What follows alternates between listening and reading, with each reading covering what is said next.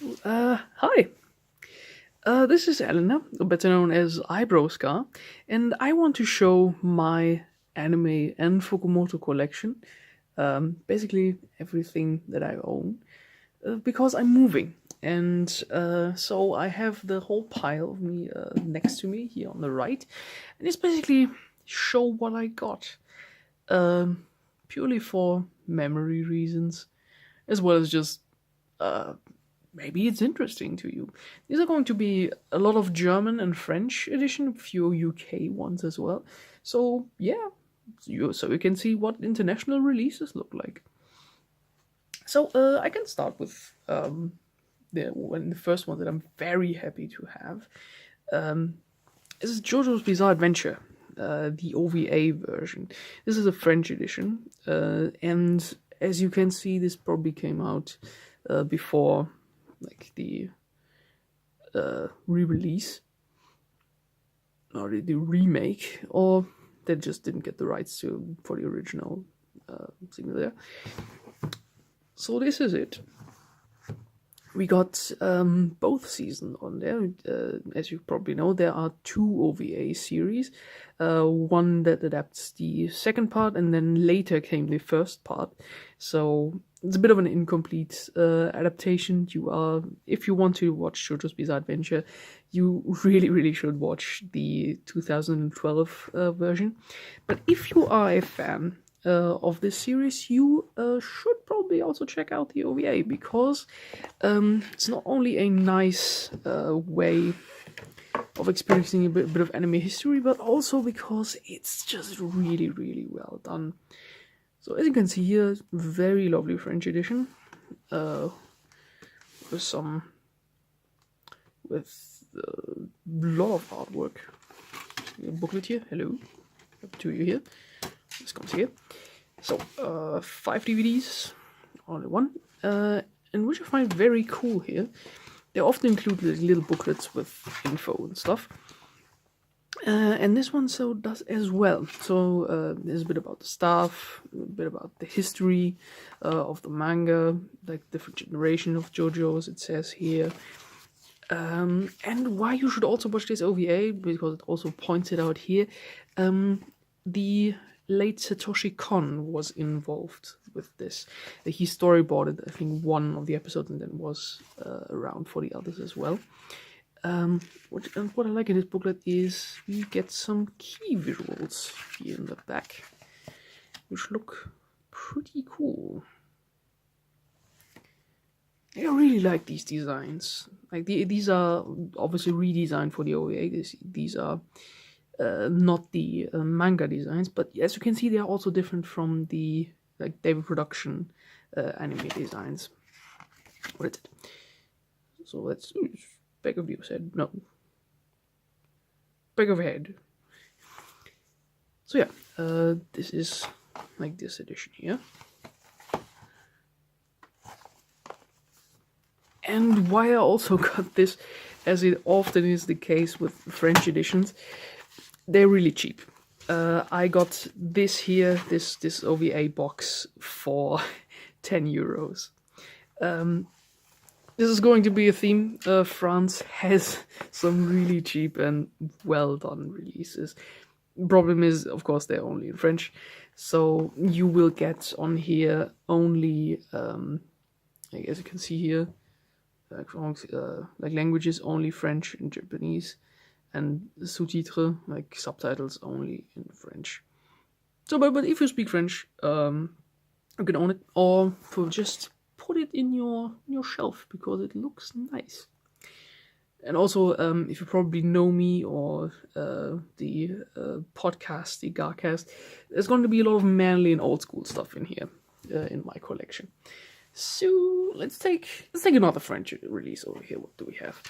The Gonagai Collection box, which was also pretty cheap. I got this on a Black Friday sale, I think. It's pretty big.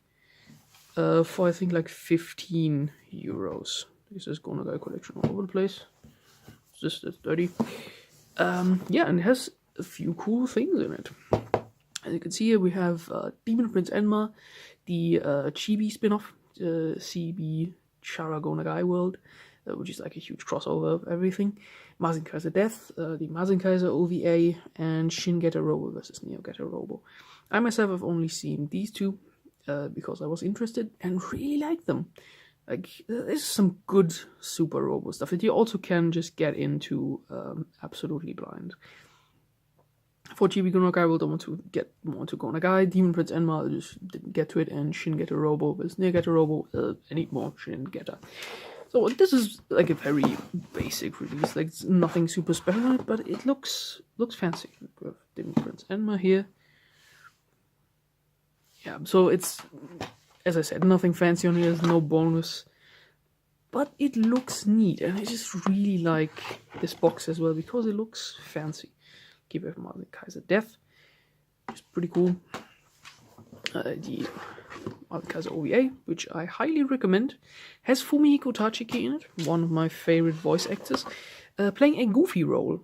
And that makes me very happy, because he normally plays like big, booming, important roles. You may know him as Gendo Ikari or the narrator from Kaiji. And yeah, with Shin Getter Robo versus Neo Getter Robo. So yeah, a nifty release, I would say. Absolutely worth the price. As always, only French subtitles, but looks neat on the shelf. I like it. It's pretty. So, then we have here, not so old school, the Tatami Galaxy by Masaki Yuasa. This is the German release in this case, and I bought this one at a convention. And it had like a special price on it.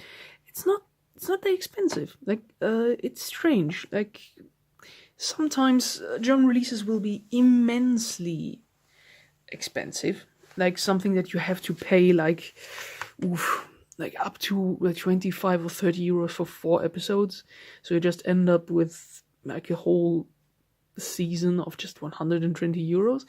But sometimes, just depending on publisher, you get like really cool stuff.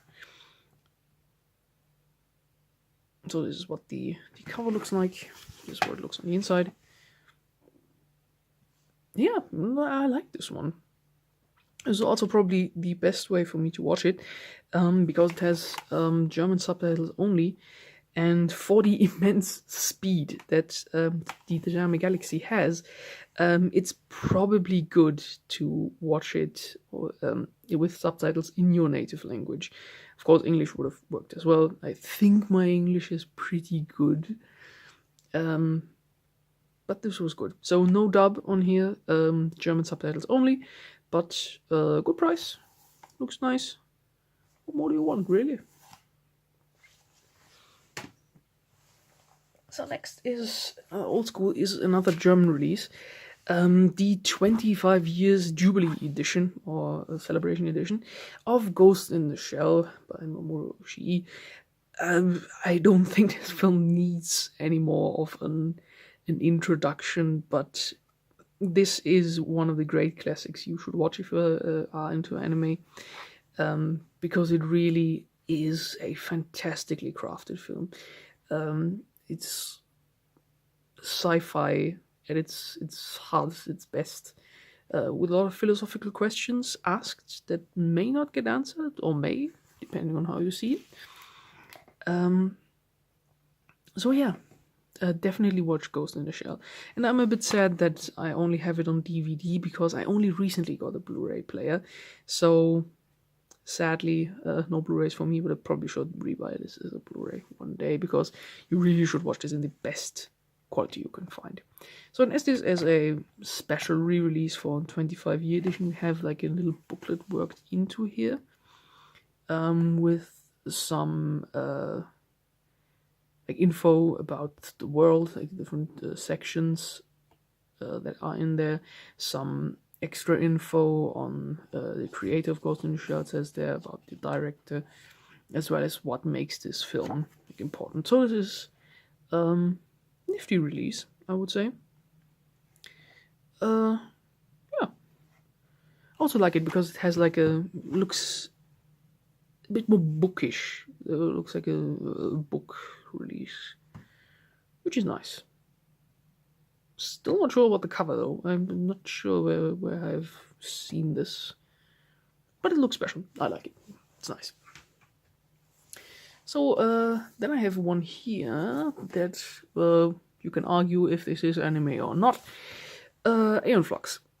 Why do I own this? As you can see, this is a French release again. Because I'm pretty sure I caught some of it on late night MTV back in the day, and was just fascinated and thought, well, I should watch this one day. And I absolutely know where I bought this. I bought this at a French super shopping mall, because this was slightly before I finished high school, or gymnasium as we in Germany say, and I wanted to better my French. So I thought, because French is one of our main subjects, so I thought, yeah, just why not watch something French? Like, it has a French dub on it, like the English one as well. Something is remastered, has some bonus stuff on it, but yeah, it often is with backlogs and stuff that you sometimes just buy. You don't watch them. So I must have bought this when I was something like 18. Yeah, maybe 18. So this is like 8 years ago, and I still haven't watched this. Shame. But it looks neat, and just wanted to show this. Again, French edition, shiny. The MTV logo on there. Director's cut, it says. So it's a cool cover, nice box. But what do you want? Next we have another one that I should have watched. This time it's a UK release. Bought this one when I was in London, because I simply haven't seen Cowboy Bebop yet. And please don't throw things at me. So I thought, yeah, just why not? I should probably buy this. And this was, I think, on sale. For I think something like £15 or something. 15, 20. Yeah, I should definitely get to this. Because I also wanted to own it, as well as I should get to it. Yeah, I should do that. If you see me not watching Cowboy Bebop, please point it out. That I have this, and I should get to this. I think I've only seen 3 episodes so far. Definitely should watch more. So yeah, but this is just a standard release, just nothing super special about it. But I'm happy to own it. Also, if you have been asking, yes, I am wearing the Kiryu Kazuma cosplay. Quite simply so that I look a bit better, even though I'm out of frame. Okay, what else do we have? We have another German release. Something that I stumbled upon. You sometimes get these packs of things that are just put together, like 2 films for 1, 3 films for 1. And I found this on Amazon and thought, yeah, why not? Because I wanted this thing. I wanted to own Memories, the anthology of 3 fantastic films, especially because I wanted to own Magnetic Rose, which is by, again, the late Satoshi Kon. And and this bit bigger DVD then came with 2 other things included, that being Steam Boy up here and Tokyo Godfathers, which I both haven't seen yet. You are free to throw things again towards me. But Memories, definitely highly recommended. The 3 short films that are connected by a sci-fi theme, nothing more. I don't know if Memories really play a sort of role in them with Magnetic Rose, surely. The second one, Stink Bomb, not sure. And the last one, about the, say, dystopian old world. I don't know if this is Memories, but this is definitely another one that is just visually immense. It's great. So, but you can take a look inside. It's nothing special. This is just get my way. Yeah, just this. Hello. Well, you don't belong here. Come on, get back you. Come on. There you go. And hidden here is probably Steam Boy. Yeah. So yeah, it's just one of these like cheap releases where people just throw stuff together. But hey, 3 good things. I think like Tokyo Godfathers I should have watched because Satoshi Kon was an immensely great director, one of my favorites. And Steam Boy, of course, should watch that as well one day. So next we have something very special and dear to my heart. That is the German release of the 6th One Piece film, Baron Omatsuri and the Secret Island. You should watch this film immediately. Get to that. No questions asked. Get that. Because this is Mamoru Hosoda's take on One Piece. So it works basically as a standalone. And this is just, if you take One Piece to its darkest, it's that. Like, but it doesn't feel grimdark or edgy in any way. It is just in the perfect feeling that just One Piece can have.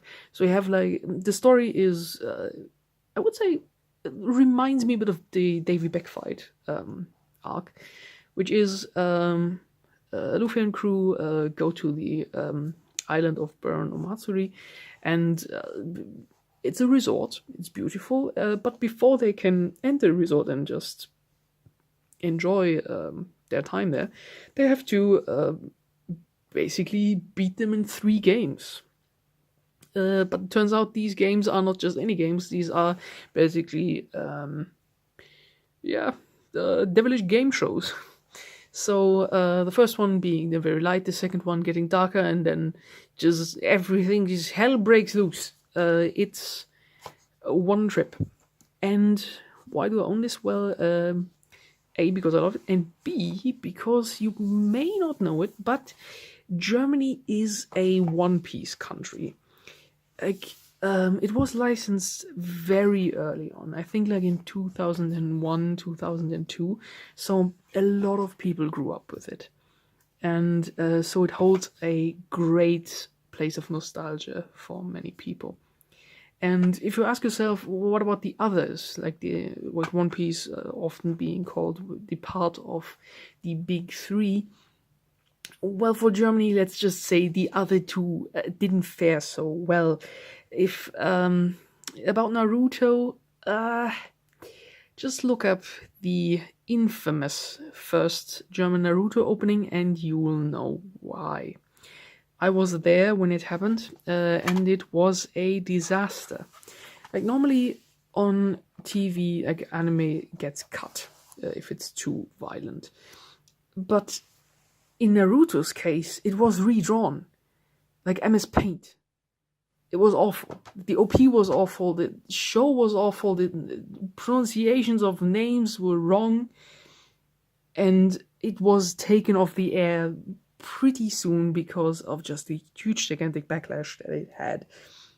And then it only survived on not the biggest channels and then just home releases, which really praised themselves as uncut. So, yeah, Naruto had a bit of a hefty start in Germany. About Bleach, let's just say Bleach started running in free TV last year. We did not have Bleach before that. 2017. Think about that for a second. Like, Bleach, I think maybe in pay TV or somewhere, but Bleach just didn't start in Germany, like, in any case. So if you ask Germany about the big 3, it always was the big one, and maybe Naruto on the side, which then had its home release and manga, and people liked it. But Bleach has always been out of the picture. If you go on German anime conventions, you will rarely find Bleach. Like, I haven't seen a lot of Bleach happening. It's just not. So, but back to the sixth One Piece film. I actually own another one. Oh, I actually forgot to mention. These are like special editions, as I said. Germany Lives One Piece comes with a film poster as well, and for some reason the DVD was outside in this thing. I don't know why, but yeah, you get a film poster, and this is pretty cool. But this was actually not the way how I watched it. I watched One Piece the first time, this film, back in my when I found in my comic store, and this is the Japanese version. I own this film in its Japanese release as well. You can see, because this one had English subtitles. The English subtitles are not that good. Like, there are quite a few mistakes in there, but this was the first time I saw this film on this here DVD. Well, I lost the first one and then just rebought this one again at the same store, and then the store closed down. Poor comic book store in my hometown doesn't exist anymore. But also, this has two covers. As you can see, this one has the sort of more Hosoda style, and this one looks more classic. But if you look inside, you can actually swap this one for this one. Just this one is the same as the German. Because I saw this cover back in the comic book store. I was a wee little kid. How old must I have been? Oh, like 14, 15 or something. And I saw this here DVD at my comic book store, and I was a huge One Piece fan. I still am. And I thought, yeah, like a film, that's cool. I'm gonna buy this. Saw it, completely unspoiled, completely uninformed, and was completely shocked, blown away, in awe, staring at the screen, going, "Oh my god!" So this is how my love for this film started. So I now own the German release as well as the Japanese from way back when. I'm still happy that I own it, even with its not good subtitles, but that still brought the point across.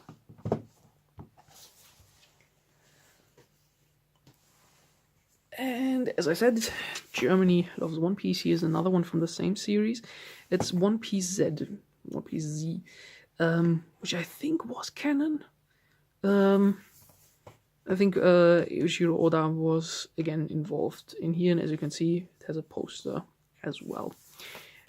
Same shebang as the other one. So yeah, just DVD poster thingy. But what's interesting is this film came with a little art book, which I also got here. This one. And this is something pretty cool. Because Germany Loves One Piece, we get some pretty cool releases. And I like about this little booklet that you actually get some production stuff on here, as well as like first designs. I think we've got some storyboards here. I've got Luffy, these designs. So yeah, these are Oda sketches, as far as I can tell, and those are exceptionally pretty. So for the villains as well. So yeah, pretty cool stuff.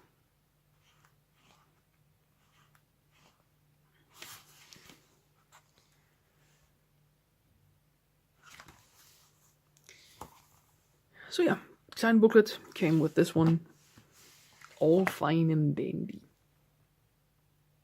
Oh yeah, and before I forget it, One Piece Z also has probably one of my favorite crossovers or product placement in any anime I've ever seen. And this is the cast of the Straw Hat Pirates at one point wear Armani clothes.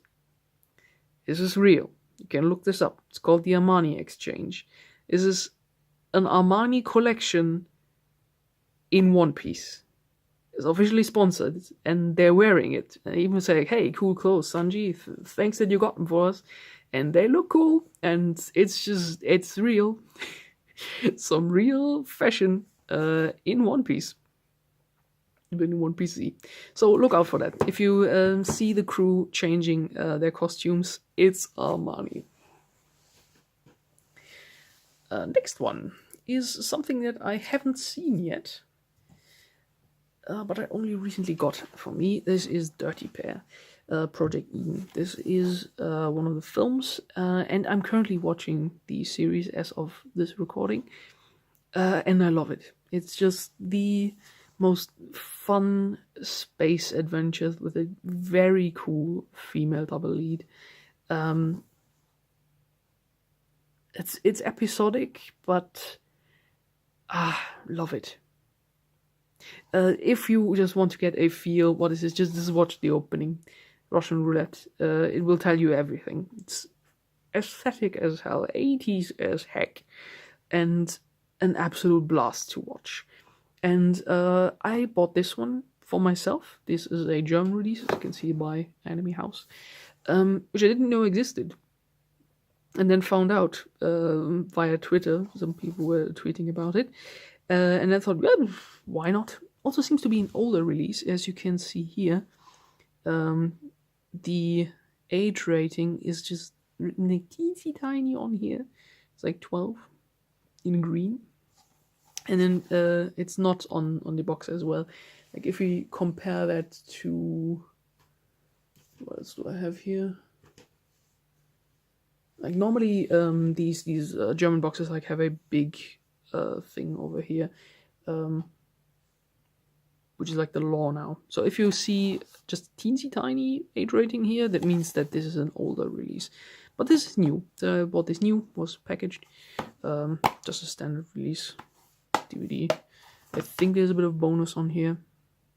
So yeah, very, very much looking forward to watching this.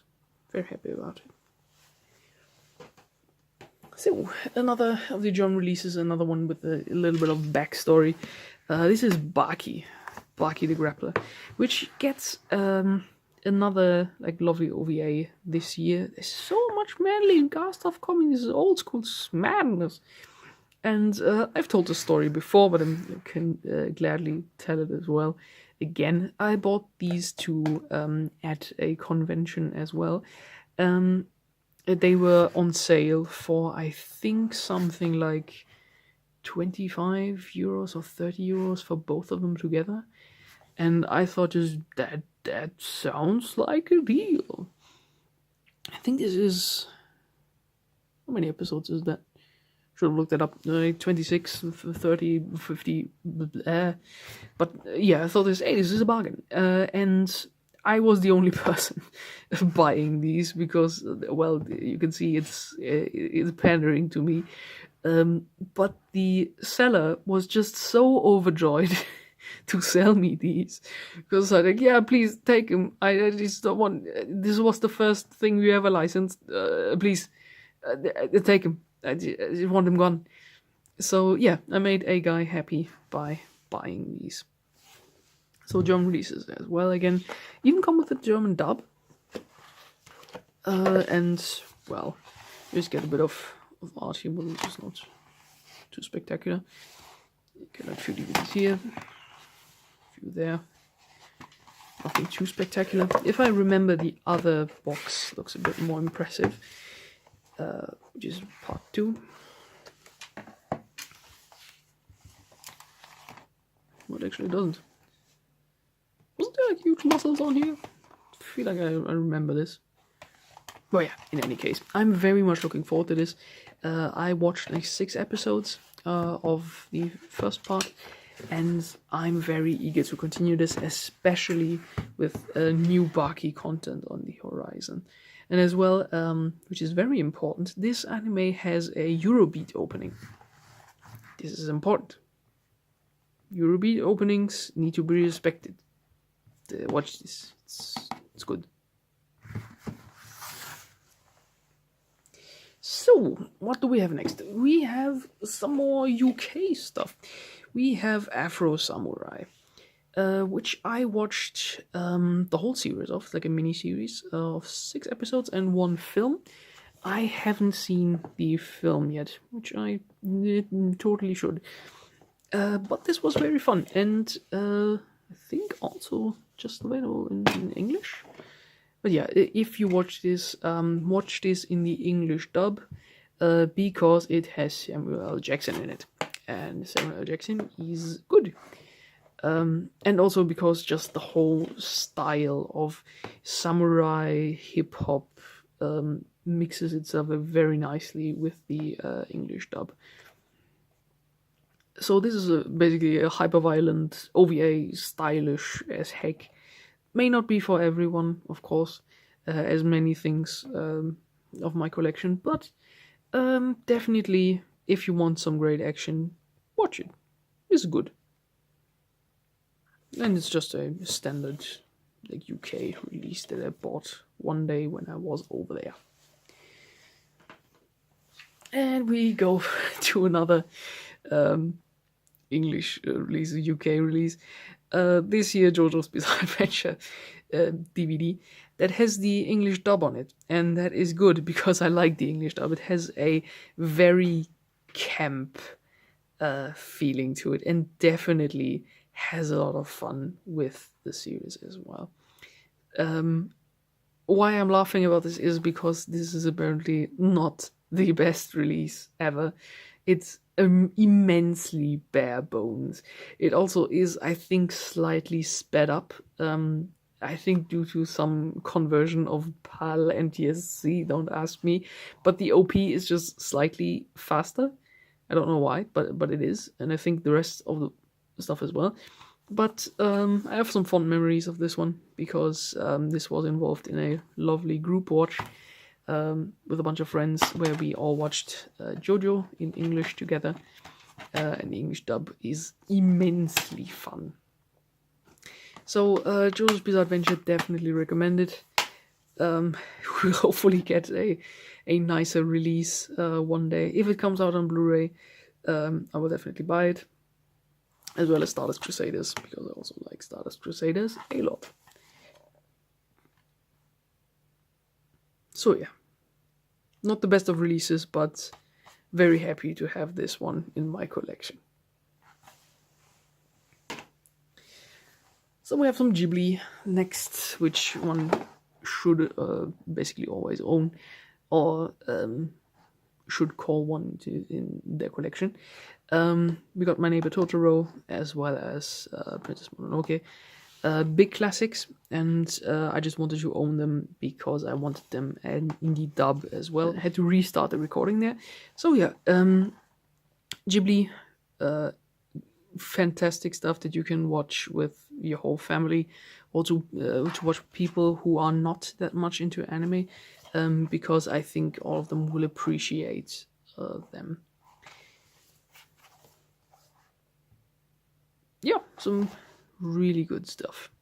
Totoro is an immensely lovely film. Princess Mononoke feels like a big classic of cinema.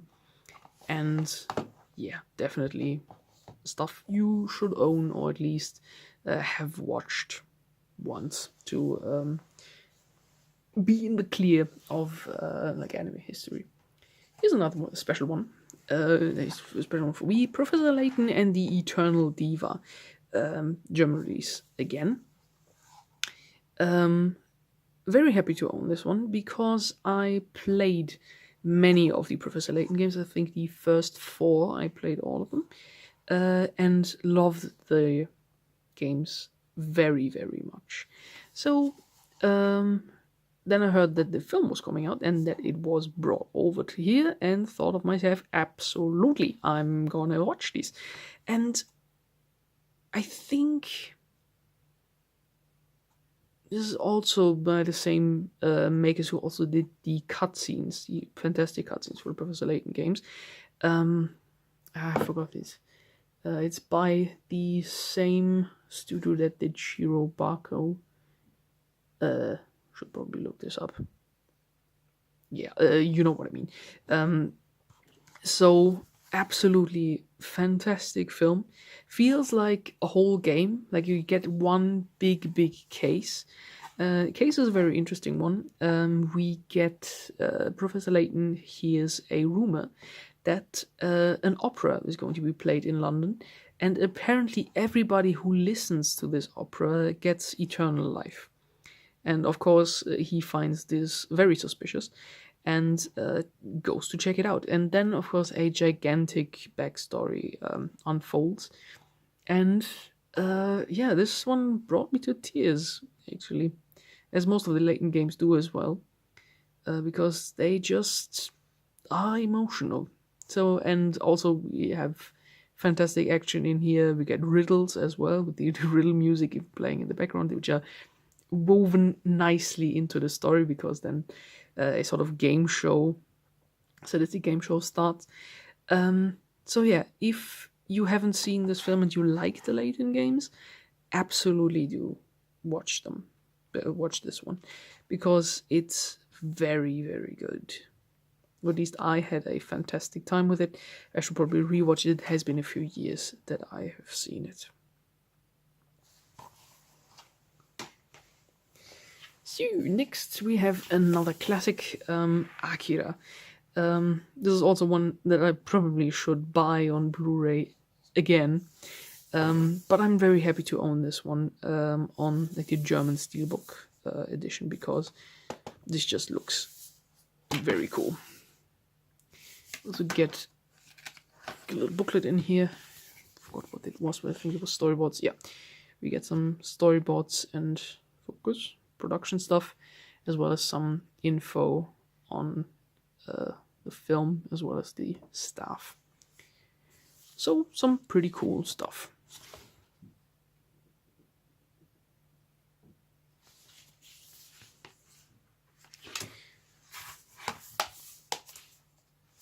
Man, I just love it. Looks really cool. So next we have something very special. Something that I bought at an anime convention again, and I think this is the only American release that I have. I think it says it somewhere in here at 6 Region 1. I bought this at a used DVD booth that was there, and there was a plethora of adult films there, and OVAs and films. And I saw this one in midst all of these and thought to myself, you know what, I'm gonna buy myself one of these just for style points, as well as owning something like this. So yeah, this is an OVA, one OVA, Chimera, about a now it gets difficult, an androgynous multiple sexuality vampire alien, which is also a reborn princess from another world. It's found by this guy. They get found by this guy. This is the boyfriend who is upset about this, and Empreg happens. I'm just I didn't know that. No.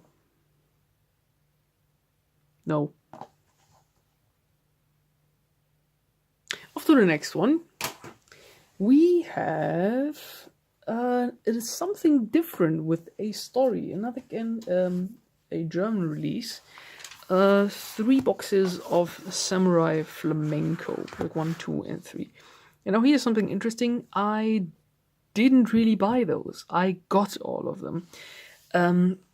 If you probably are familiar with Germany and its anime distribution, there is something called Peppermint or Akiba Pass, and they do a festival every year in different cities all around the country. And if you buy an early ticket or an early bird ticket, you always get a DVD in a goodie bag for free. And yeah, so I've been going there for 3 consecutive years. I actually own Summer of Renka 1, 2, and 3 now. Basically just going to the festival. I have watched a bit of the first box. Then I got the third one at the second year, and then just this year I got box number 2. So I think I can finally continue watching this thing that I basically got for just attending an anime festival. Akaba Pass Festival also is highly recommendable if you want to see some great films, also new films, on the big screen. Watched Kizumonogatari last time in triple feature, was very cool, as well as other great films. So seeing films in a cinema, always great, can recommend. And of course, more Satoshi Kon. This is just a normal release, just a... Excuse me there, phone, can you not interrupt me while I'm recording? Okay, so, where was I? Satoshi Kon, again, with the fantastic Paprika, which is about a psychologist going into people's dreams and helping them through it. And of course, such dream technology has a lot of danger in it as well, so a thriller starts. And I really love this one, especially for just its whole colors, the inventive visuals. The Hirasawa, Susumu Hirasawa soundtrack is again amazing. And I think I was about to point this out. This is a UK release, but for some reason it has all of these subtitles as well as the German dub on it. I don't know why, but I'm very happy about this. So, yeah, again, a standard release, but with a ton of extra languages. And you can't go wrong with that, really. So we're nearing the end. I forgot that I also have this Ghibli release, which is Spirited Away. And, yeah, this is something I want to address really quickly. The German title. It's called Chihiros Reise ins Zauberland, meaning Chihiro's travels to the magic country, the magic land. I don't know. Voyage to the magic country, magic land. I don't know. I feel like it's underselling itself, really, because I remember seeing. Back in the day, like 2003, I remember seeing the trailer for that on television and not wanting to see it because of the title, because I thought the title sounded childish. Probably should have watched it in cinema because I probably would have loved it. But also, like Magic Land, because this is essentially, yeah, it is a magic land, but it's also based in the Japanese tradition and folklore. I wouldn't call this Magic Land. Maybe they wanted to just get an Alice in Wonderland mirror, but oof. Okay, of course, some people like this title and find it nostalgic and really like it, but if there's anybody who was involved in this, please, I want to know, why was this localized like this, like Chihiro's journey to the Magic Land? Please, just give me at least an explanation or something. I want to know. I need to know. Yeah, and there's again like standard edition. Hey, look at that, it's Ponyo. Saw Ponyo in the cinema back in the day. It was fun. Yeah, standard. But always good to have. And one that I just bought recently. Wait, mouse, get away there. Gorgo 13. The 2008 TV series. Because again, this is a French edition. Cannot wait to spot one. A French edition that was on sale for about 20 euros for both of them together. And as this is a pretty long series with about 50 episodes, I think, I thought this was a bargain and bought them. Yeah, it says up here, 25 episodes per box. Yeah, because I haven't gotten into Golgo 13 properly yet. I've only seen the Zaki film, which is amazing. Not only for the CGI use, but infamous CGI use, but just the Zaki style is just so great to watch. Like, this is something like the film, if you like your spy thrillers with also hot ladies and some steamy action, but also a really tough guy who is just the hardest lad in the land. Because Golgo is a great character. Love him. So he's absolutely stone-faced guy, but you really know that he has emotions somewhere. It's like, you can basically compare him to like Kazuma Kiryu from Yakuza, which is also like a stone-faced character, but when they show emotions, you know, okay, it's now it's important. Now shit has hit the fan. It's something I personally also really like in these like manly seinen gar shows, whatever you want to call them. If the super strong lad starts crying, you know, stuff has gone down the drain. Essentially, yeah, if the guy starts crying, I start crying too. Good picture here. Again, probably the same as all the others. I haven't looked into this yet. Most likely like only staff info, maybe one or two few goodies. Yeah, this looks like a little episode recap for every episode, which is also nice to have. Yeah, and so I bought myself Golgo 13 just a few days ago to watch it because I really want to get into it. And this seemed like a good opportunity for me. And also because I just thought that these look pretty rad. Like those. So yeah, this has been so far most of my anime collection. Some films, especially a lot of more One Piece films, are my childhood home. But yeah, this is like the basic gist of it. So I hope you enjoyed at least this little anime collection that I could show. And now we go over to my Fukumoto collection. Let's not go to my Fukumoto collection yet, because as I just put away the other DVDs, I completely forgot I own a few Blu-rays now as well, because I recently bought a PS3, meaning that I have access to Blu-ray and the Yakuza games, and I don't know which one of these two is more important. Both pretty important. Get yourself a PS3 or PS4, it is a Yakuza and Blu-ray machine. This is important. So let's see what Blu-rays I have. This one is Highlander, as you can see, by the fantastic director Kawajiri, who also did Ninja Scroll. As you can see, Madhouse, well, Paprika, of course.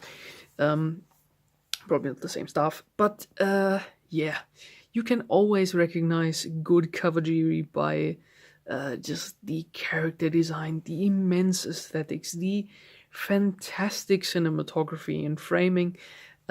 This man has visuals down.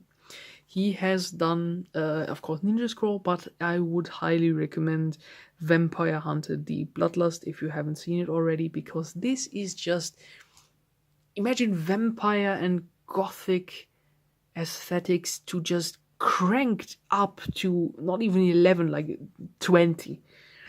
This is the finest you can get here. So I bought myself Highlander, which is, as you can see, the French edition, but the French edition also comes with the English dub included. So if you wish to see this one in the English dub, you can buy the French release actually as well. Haven't seen it quite completely because I was interrupted, I think. Only watched like half of the film, but yeah, the man knows his stuff. It's a bit held back by some really dodgy use of CGI, which doesn't complement Kawajiri's style very well because, as you can see, he's a master of 2D.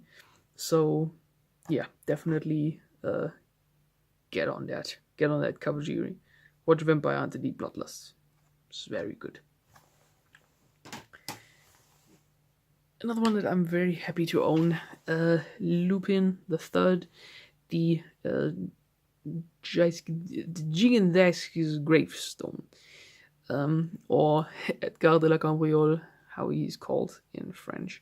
Again, a French release, because I wanted to own this. I bought it basically blind and then thought, oh wait, I know this. Oh my god, this is fantastic, because these. There are two of these Lupin OVAs. They are by Koike. And you may know Koike as the guy who did Redline. And his style just absolutely shows and is just amazing in combination with Lupin. You get some fantastic car chases, you get great action, you get these perfect character designs. Like you can see a bit of like JP from Redline in Lupin's design, as they're of course both by Koike, and probably also has my favorite Jigen design so far as well. Koike also did the designs for the Fujikomine series of Lupin III, but I think his Jigen there is just a bit too scrawny. Like it is a hint too ruffled. I think this is like the best, just visually, of course. Of course, the Koike OVAs are darker in tone, also a lot more violent. I hope that the second OVA comes out on Blu-ray soon, because I absolutely want it. This is the Blood Spray of Goemon, which is the sequel to this OVA, and this has just blown me away. It was one of my favorites of 2017, so I hope this one comes out on Blu-ray as well. So again, just a very simple, I think it was even a double release of one DVD and one Blu-ray, and again pretty cheap. I think this was like 10 or 15 euros. I think this was also again in the Black Friday sale that I got this one. Absolutely watch the Koike OVAs from Lupin III. They are just perfect. Great, fantastic, watch them. And next, of course, if we are talking about Koike, we need to talk about Redline. This is a German release that I own. And if you are German, absolutely buy the German release, because it has the German dub on it, and I adore the German dub of Redline. Also, if you watch Redline, try to watch it in dub, because this is a film you don't want subtitles on. You want to absolutely just concentrate on the visuals and have the audio accompany you as well. You don't want to focus on the subtitles while this film is going on. I've seen the English dub as well. It has the added bonus of having, I think, Ian Sinclair as JP, who you may know as the English voice of Space Dandy. But the German dub is the way to go if you speak German, because it just has so much fun in its translations and localizations. There is a reference to a childhood series of mine in this called Urmel aus dem Eis, Urmel of the Ice, which is the story of a little dinosaur caught in an iceberg in his egg, and then he gets unfrozen and he learns to speak. And yeah, this is basically a little tangent here, but there's a reference to this series in there, which has sort of entered German pop culture. On this island that this professor has, there's a professor who teaches animals how to talk, but the like the running gag is that every animal on this island has a speech impediment of some sort. And the most famous one is a big salamander who owns a gigantic seashell that he sleeps in, which is called Muschel in Germany, in the German language. But he cannot pronounce the SCH or SH sound, so he has a PF sound instead of it. So he says Mupfel instead of Muschel. And this is something that has entered like German pop culture. If you see someone describe a seashell as a Mupfel, it's going to be a reference to Omel aus dem Eis. And the waiter in the restaurant scene actually says Mupfel and corrects himself. This is great. I want more stuff like this. And also another added bonus of the German dub is, as one of the commentators, the German voice of SpongeBob, who is a very well-known voice actor. And I think they also localized the names of the two commentators of the game, because the other one, like not the tiny one with the big eyes, the bigger one is called Klaus Dieter Minerva. This is the best name that you can give a character like this. Klaus Dieter Minerva. It's amazing. So, as I said, the film in itself, amazing. Mwah. Watch it immediately. It's one of my favorites. This is my top 10 anime. This is watch.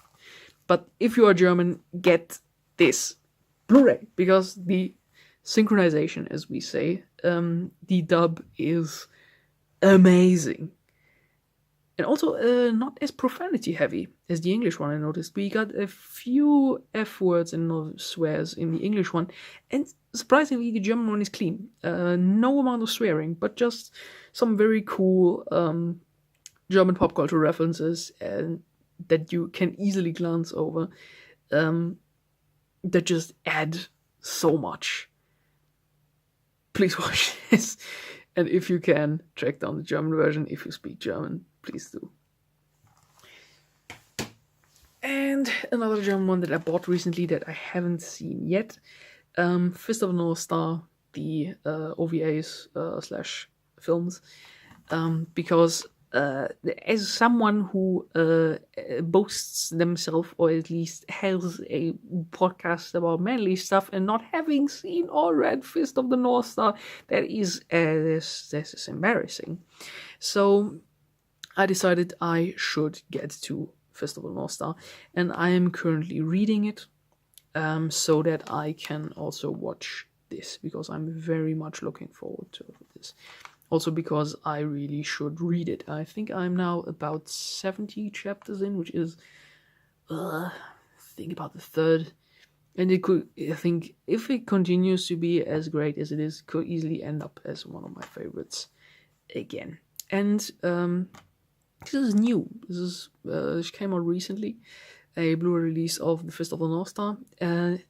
This is strange, because Germany is not that much like a seinen or manly country. We have a lot of shonen, we have a lot of shonenai and yaoi. That's a topic for another day. We are very much a fujoshi country for some reason. But like stuff like this is rare, or at least we are like in changing times now. So I'm very, very happy that Germany is now doing this. And I'm looking forward to this. Oh yeah, and as you can see here, here's the I mentioned earlier, the big age rating, which is 16. And it says there, inclusive Wende cover. So with a turning cover, meaning that if you open this, there is the cover without the age rating. So it just has to be sold like this, but if you don't want to see this on your cover, you can just swap the thing around and you are good to go. So my plan for the future, the imminent future, read more Fist of the North Star, then watch this, because I want to watch this. And, whoops, another one of my collection that I also should be highly ashamed of that I haven't read or seen Berserk yet. And so this goes together with the Fist of the North Star that I thought to myself, goodness sake, woman, get to it. For goodness sake, stop procrastinating. So I got this one, again in a French release. Because the French love their seinen and especially love Berserk and Fist of the North Star. So we get one of these Sapphire editions. In the Sapphire editions, I have one very big advantage, is that they are crazy cheap. Like, this Blu-ray of a remastered complete edition, like all 25 episodes Blu-ray, is like 10 euros, 15. And this release looks amazing. If I take this out here, look at this. This looks cool. Oh, titties. YouTube friendly here. So, yeah, just look at this. This is amazing. It's great. And once again, the booklet coming with stuff, but I think there was a bit more in here the last time I checked it out. I think again, episode. But yeah, look at these. None of these are panning shots or key visuals. But those look great. I like those.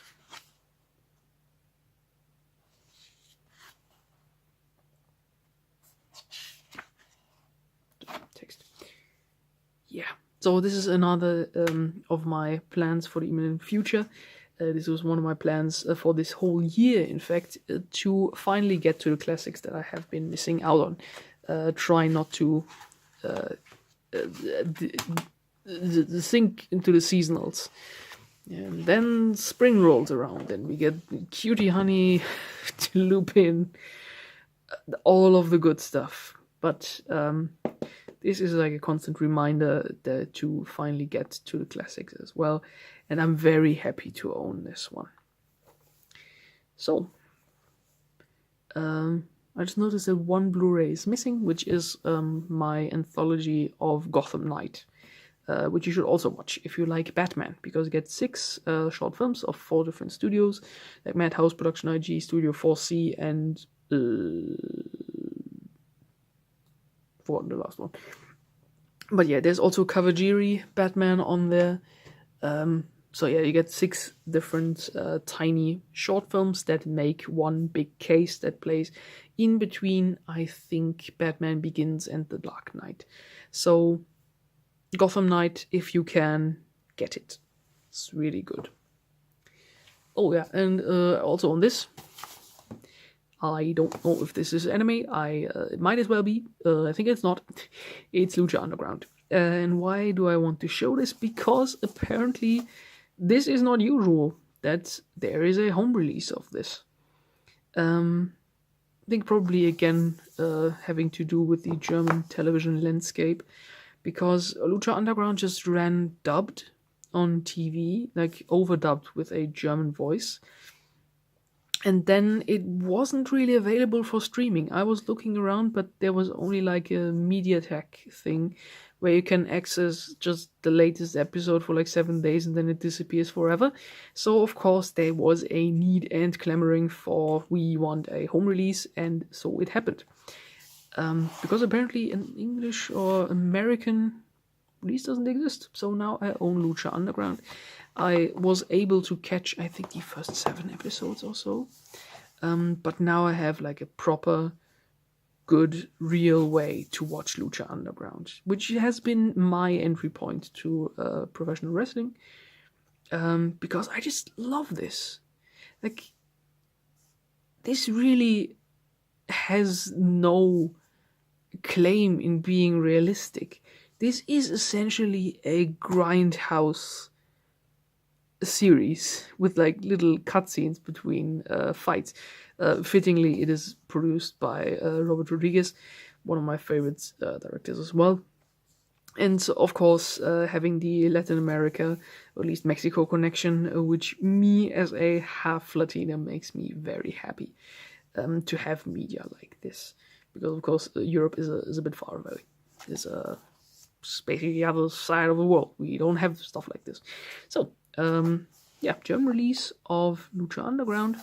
It exists. I have it. This is only season 1, episode 1 to 20, so I have to buy the other one as well. But so far, gonna watch this and be immensely chuffed about it, because I really like this. So now we can finally get to the Fukumoto Collection, which I'm very happy to show, which is more than just DVDs, of course.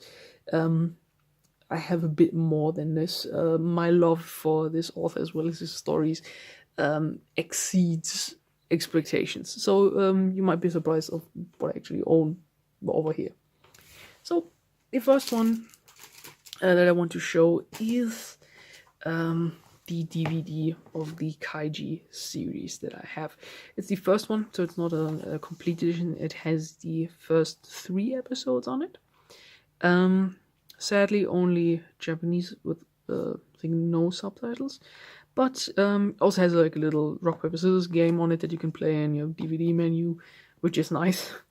But I basically just have this for style points and to just put it on my shelf and support the series, because it is my favorite anime series and has given me a lot of joy and hype and thrill and made me immensely happy when I first watched it. So I thought, might as well support the thing. And what is interesting about this one is that if Amazon Japan was correct about this one is a first edition.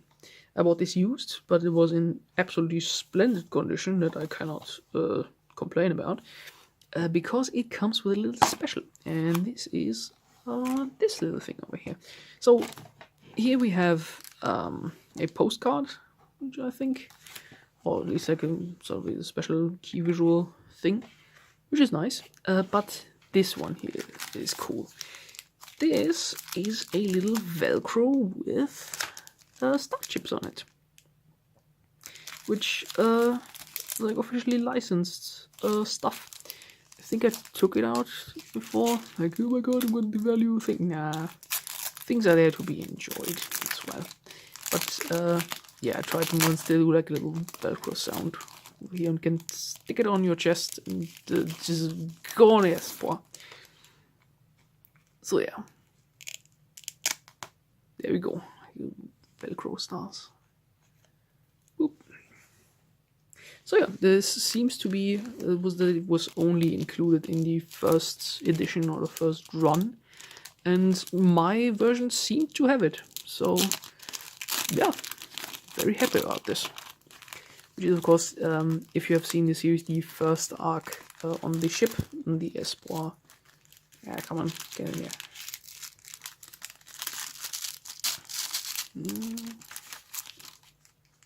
I'm going to make every collector insane by doing this. Oh, okay, fitting. There we go. So yeah, and of course, Kaiju Ultimate Survivor. It says over here, not for sale. So yeah, Kaiju Volume 1, also a pretty cool cover that I'm very happy to own. Next one is Akagi Volume 9. Now, you may ask, why Volume 9? This is basically just a necessity, because this seemed to be the only one that got shipped to Germany. The other ones somehow didn't want to, for yet unknown reasons. This also seems to be one that was like in a rental store, because it has like a little sticker on here, but I tried to peel it off, but then the cover came off as well, so I'm just leaving it there. But also I chose number 9. I'm happy to have number 9 because this cover is just very, very cool. We get, of course, eponymous Akagi just tearing through Washizu, and what I also love is that we have here his profile as well hidden in there. With the skyline of Tokyo in the background. I think it's Tokyo there. It has 4 episodes on it, I think. I think the penultimate 4 or 3 episodes. 3. Yeah, but what is cool, there is bonus on here, and I think it has also been uploaded on YouTube, but I'm also happy to have this, is there is a mahjong match with Fukumoto himself on it. Sadly, no subtitles, but it's lovely to see, because if you have seen the man himself playing mahjong, he is insanely lucky and can just pull off stuff that just happens in his series as well. Apparently, the commentators say at one point he is probably the real life Akagi, and I think that's just amazing. So, Akagi Volume 9 also is in my collection, which I'm very happy to have. It's a bit sad that I don't have like Volume 1 or something, but like they complement each other very nicely. I'm happy to have them. Next one is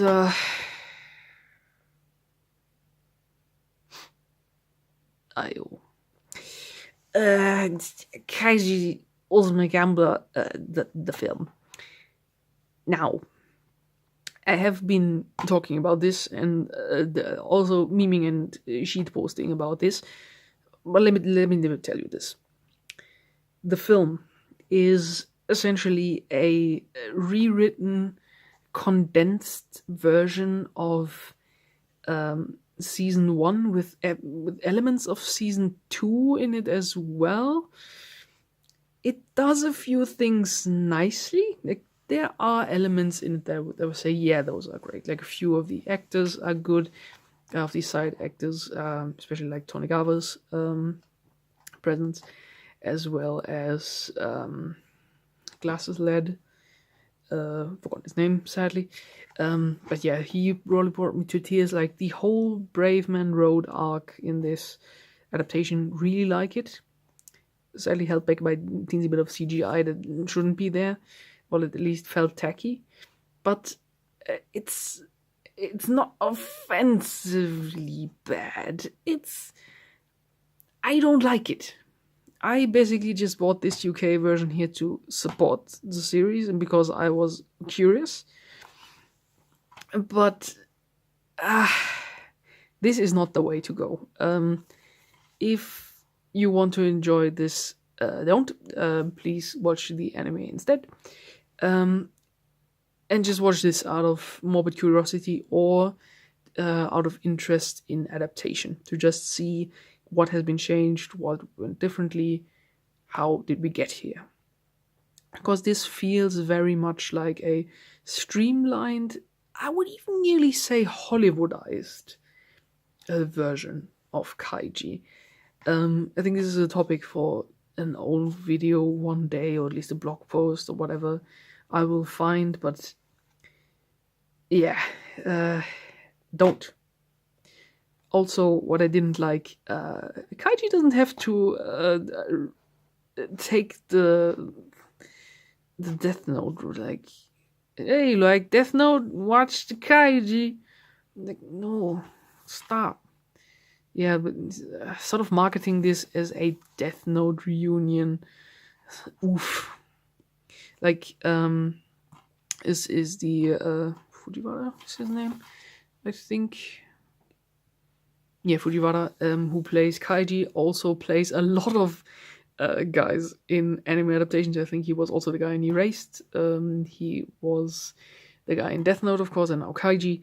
And I think Sahara in this film is played by the guy who plays L, and she was also in the Death Note film. So it's like, hey, stop, let it be its own thing. And also, Fujiwara, you're highly miscast. He's a good lad. Liked him in Battle Royale, for example. Battle Royale, also a great film, but he is terribly miscast as Kaiji. But I also think that the script is not giving him enough. But yeah.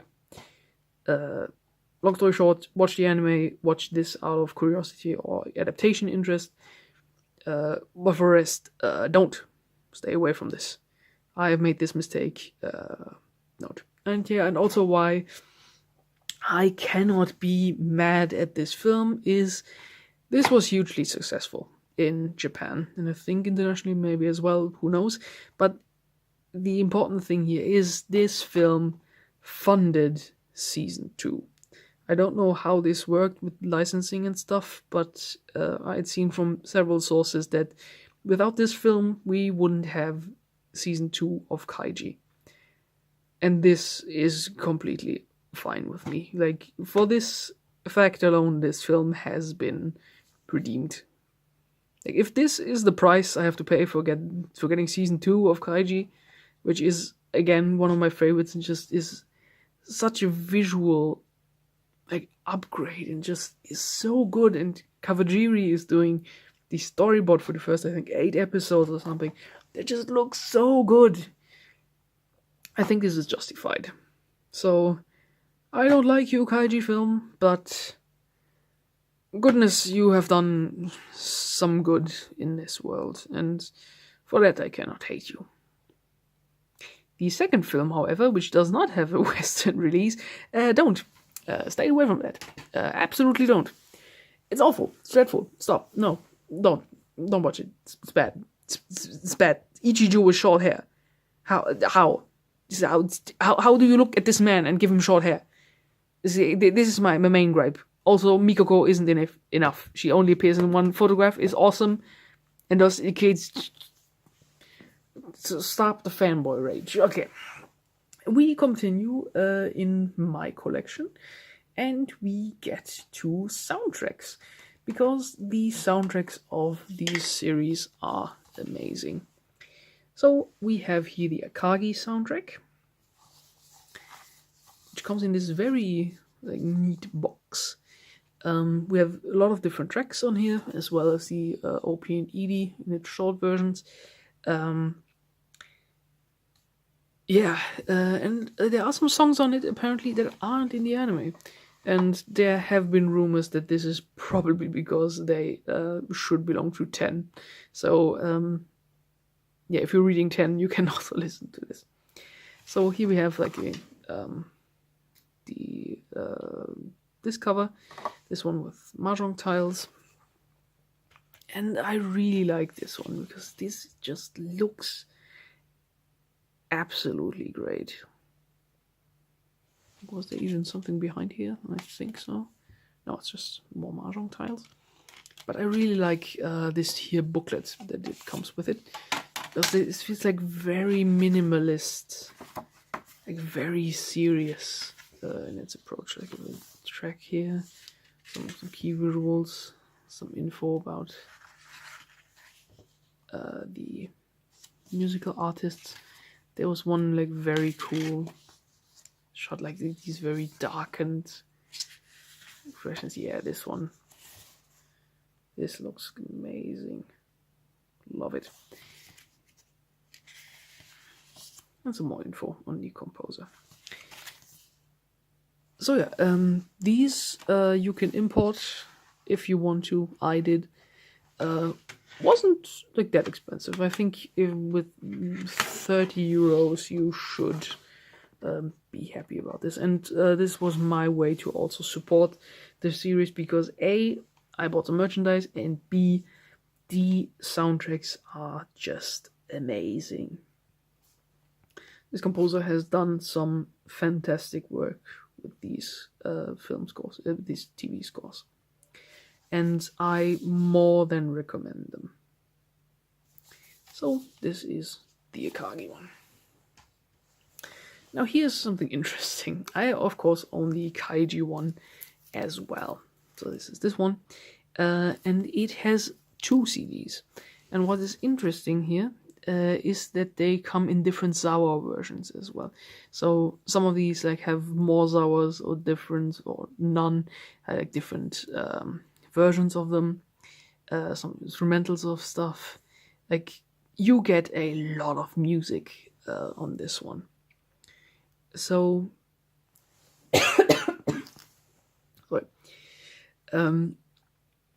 this is definitely worth your money. Wasn't also that expensive. I think the same price range as the Akagi one. And I adore the soundtrack of this series and am more than happy to own it. Now, you might think to yourself, why is this still packaged? This is still in its original package. I cannot open this. I could open that here, but I'm not going to. Why is that? I obviously have listened to it, but why is this one still sealed? Now here's a story that I probably have told, but now you can get the visuals along with it, is that this is the second album I bought. I bought one before that. And this one is an Ultimate Survivor indeed. I've kept this around for aesthetic reasons, because the first album that I ordered of the Kaiji soundtrack arrived one day, and I opened my little letterbox, and out came a thing. I looked at it and thought, oh goodness, what is it? It was this. This is how it arrived. As you can see, we have here a letter with tire tracks over it.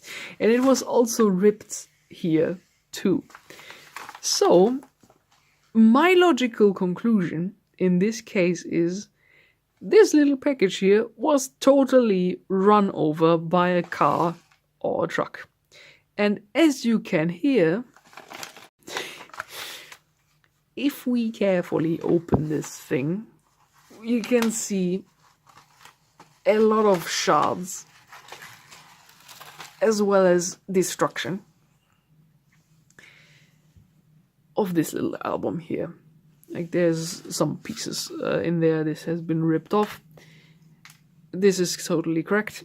So this is my first album which has been run over by a large vehicle. And I think this is the true Fukumoto or Kaiji or Zawa spirit. If we open this sad thing up, the CDs are absolutely fine. These are the ones I have played on my PC. Nothing has happened to them. They are in perfect condition.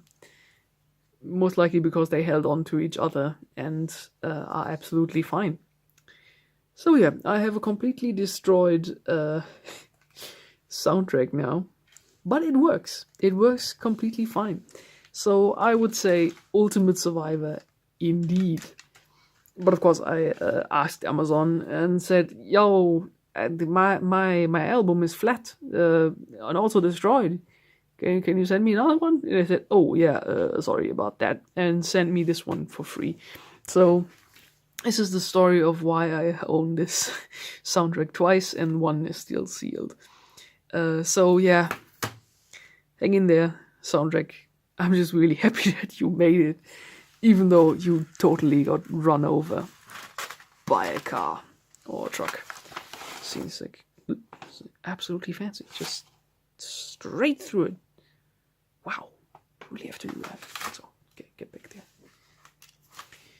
So yeah, this is season 1 soundtrack in 2 of its forms, sealed and broken.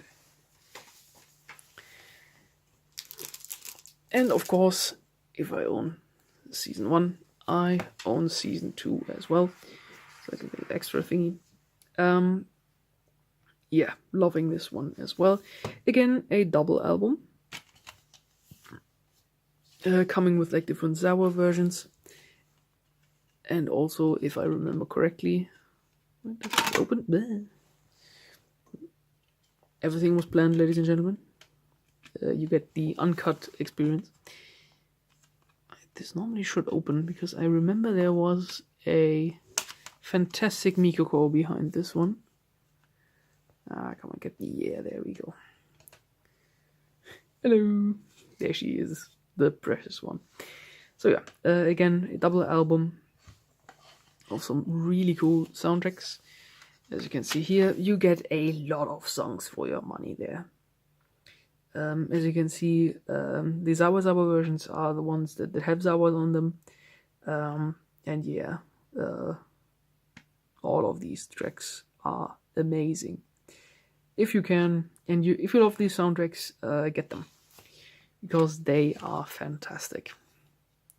Again, I don't remember what's in this booklet. Or I think it was just some little, again, extra info. If someone wants to look at it. Yeah, here we have, this is probably, the single of the ED.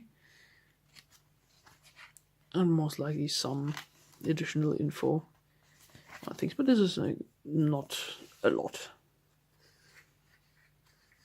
If you're talking about the value, I think I like the Akagi one the most, just for having this very cool sleeve and this very stylish thing. But the Kaiji soundtracks are double, so they come with a lot of additional bonus stuff, like the non-Zawa versions, as well as I think just tracks that were played very, very shortly in this series. So these are the 3 soundtracks I own. Probably put them next to each other if you want to see them again. Here we have this one and the Good Lad Akagi. Just gonna put them on top here.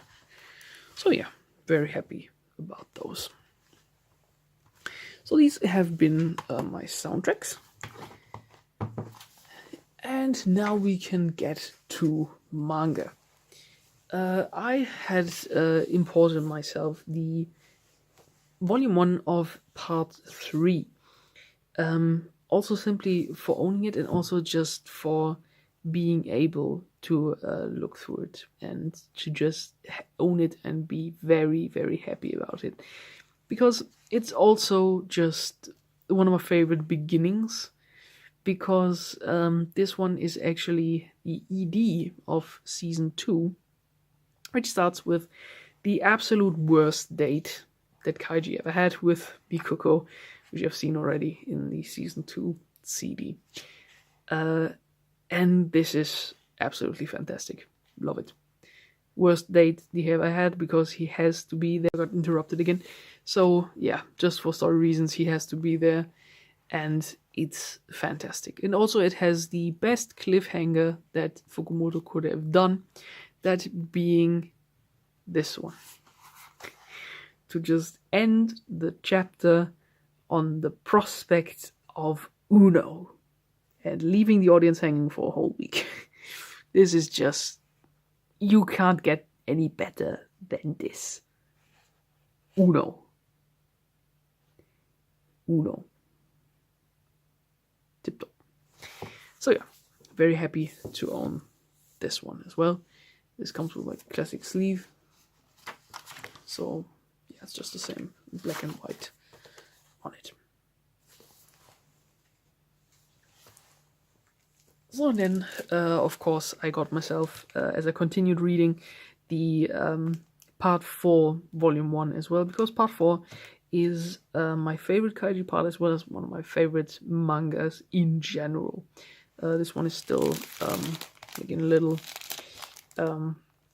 plastic, because I don't want anything to happen to it, but also because I don't want to show you, because again, I don't want to spoil anyone on kaiji, but this, I'm very happy to own this and just immensely chuffed.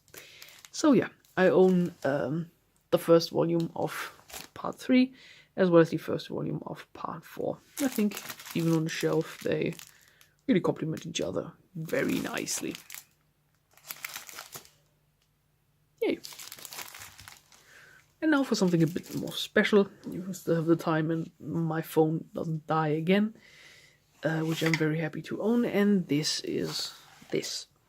The Kindai Mahjong edition of, I think, was it March, February? Yeah, around there. Third should be March, yeah. Of the final Akagi chapter.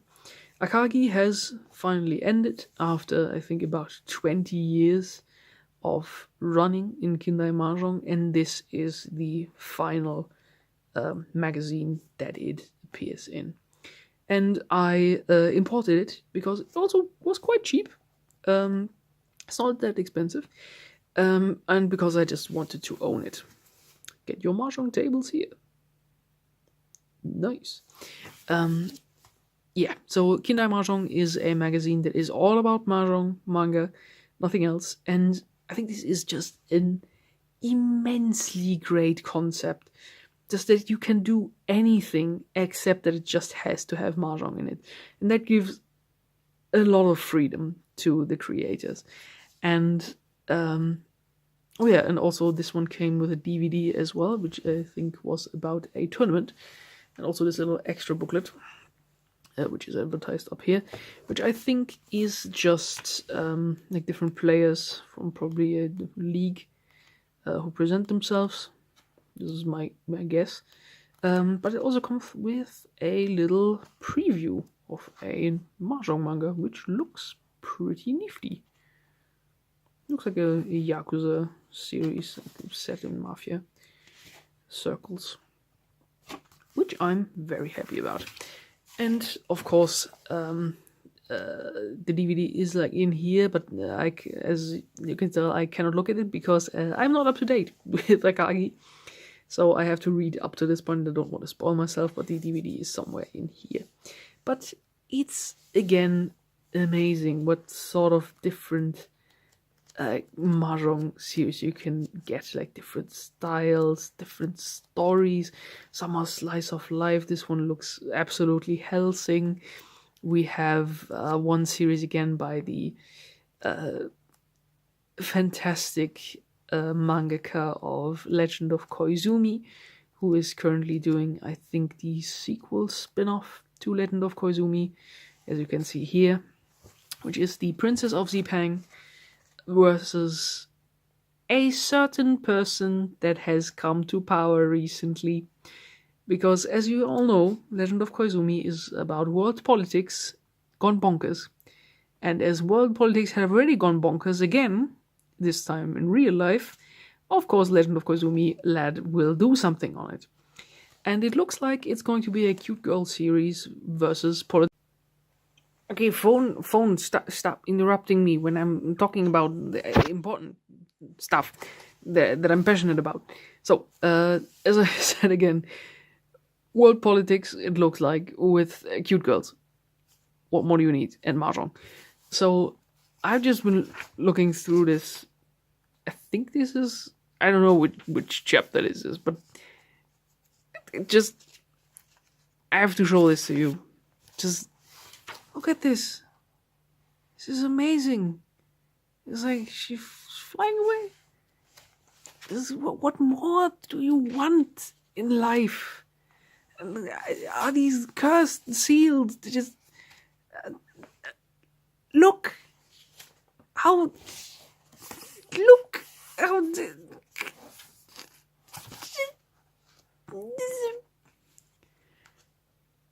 skeletons,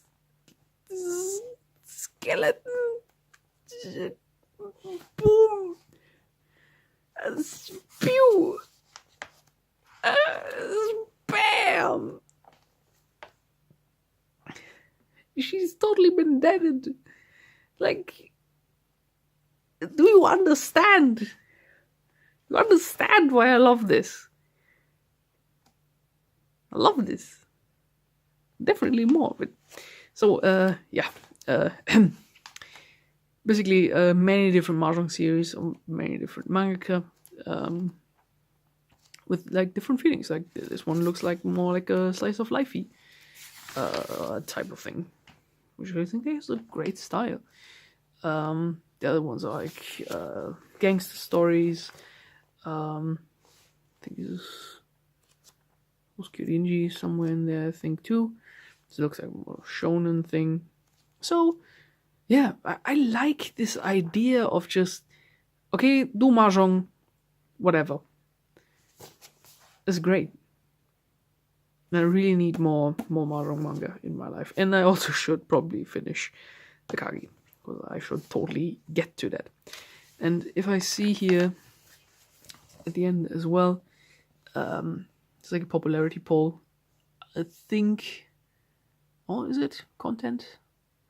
Well, who knows? But I like how these three are basically the biggest advertising. One is that should be Kyurinji.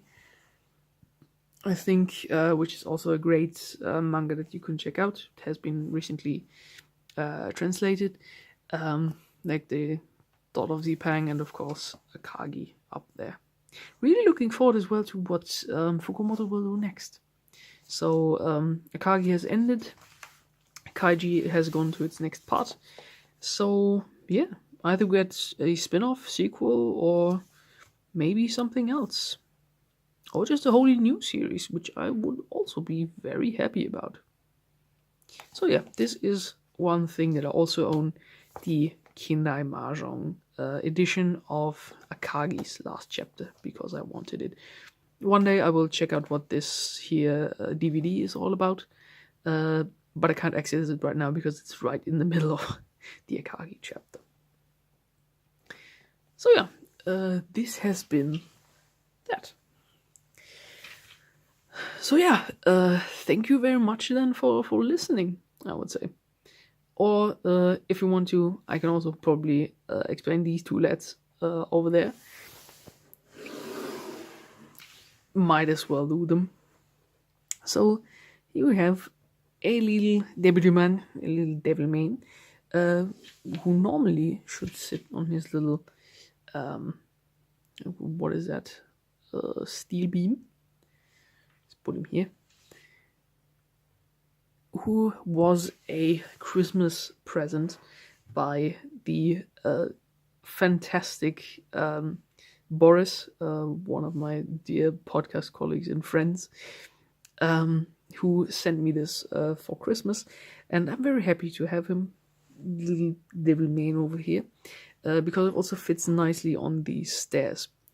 And this is something I wanted to show for a while. Like he has been in the back of some of my like videos. This is a Dio statuette, which I could assemble, and now that I have been cleaning, I found the box again. And this is where it gets interesting. I bought this little figurine on an anime convention at like a raffle table. I don't want to say raffle, but like basically a table where there's a lot of stuff on it. And it was like a gacha thing, like like you get one of these closed little things. So I'm gonna show it to you. This was it. This is the box that it came in. I basically saw this box. I think there were two, and I bought one of these. I thought to myself, yeah, like JoJo merch, can always go for it. I think it was relatively cheap. I think like, oops, sorry, Devilman, was like €4 or something. I'm gonna sit back here. Sit back on there. So yeah, that I saw this one and thought, like, yeah, JoJo merch, can go for that. Don't have a JoJo figurine, can do. So these are them. And then later, when I looked at it a bit more closely, I saw that this is from 2006 or 7, where it should be on here. There, it says 2006. And I was also quite surprised about these character designs. Like, these don't look David production. And I think, I looked it up earlier, that this is merch for the cancelled Phantom Blood film that never came out because Araki saw it and went, Jesus Christ, no, and I think cancelled the whole thing. But there was also like more production stuff behind it that went absolutely wrong. I think this is a topic for it in itself, the failed Phantom Blood film, which didn't have Speedwagon in it, and that is a sin in itself. But yeah, I think this just makes for a very nice little piece that I own now, that I seem to own like actually merch for a film that never existed. And I have this little Dio, this little gacha. Like, probably if you paint him correctly, it's probably what he would look like. But he's like the one in the shape that I own now. So yeah, these two have now been sitting on my desk. because I just really like the combination of the two, like the Devilman and the Dio. What more do you need, really? So, this has been, with a few interruptions, my anime and Fukumoto collection and the other miscellaneous. So, I'm very happy that you stayed until now and listened to me ramble about stuff that I own. So, thank you very much for having been here, and I hope you have a splendid day. Take care, everyone, and see you around.